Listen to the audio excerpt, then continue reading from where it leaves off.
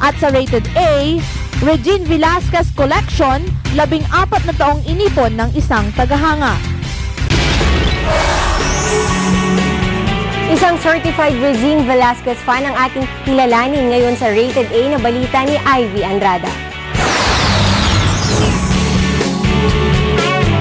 Mula sa pabango hanggang sa mga CD at magazine covers na may mukha ng Asia's songbird na si Regine Velasquez, kinumpleto ng certified kapusong si Rustan Indong. 14 na taon umano niyang kinolekta ang mga memento ng kanyang iniidolo. Mas maganda kasi yung mag-idolize ka ng isang kapuso na maganda yung background. Hindi daw naging madali ang pagsisimula ng kanyang koleksyon, lalo na mamahali ng marami sa mga ito. Actually, the first CD I bought was my favorite CD. It was the R2K CD. When I was in college, I cannot afford to buy. And since I cannot afford, so I have to save my money. Pero kahit medyo mabigat sa bulsa ang pangongolekta, sulit naman umano ang bawat sentimong ginagastos niya sa bawat pagbili ng mga collector's items. Primarily because of her humble beginnings, which is very inspiring for me. So I wanted to follow her humble beginnings as well.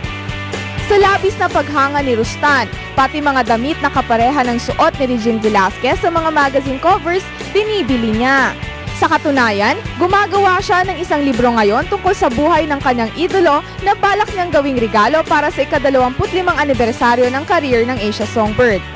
I really watched SOP because of her powerful renditions of songs. I think for me, wala pang pinapanganak na papalit kay Regine Velasquez.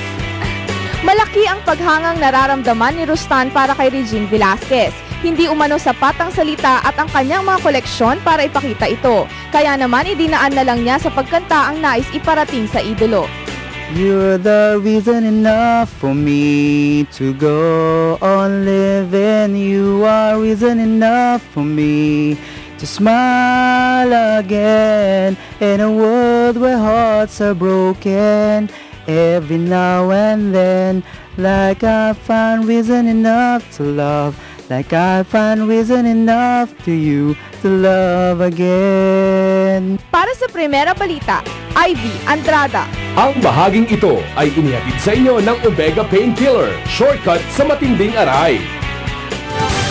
Sample lang daw yun. Galing. Ang idol na si Regine Songbird. Siya si Songbird. Pero mga kapuso, hindi na SOP. Party Pilipinas na. Ayun. Mula sa SOP pa, nanonood siya hanggang sa Party Pilipinas, hanggang sa Diva na magtatapos na ngayong week. Ikaw, partner, may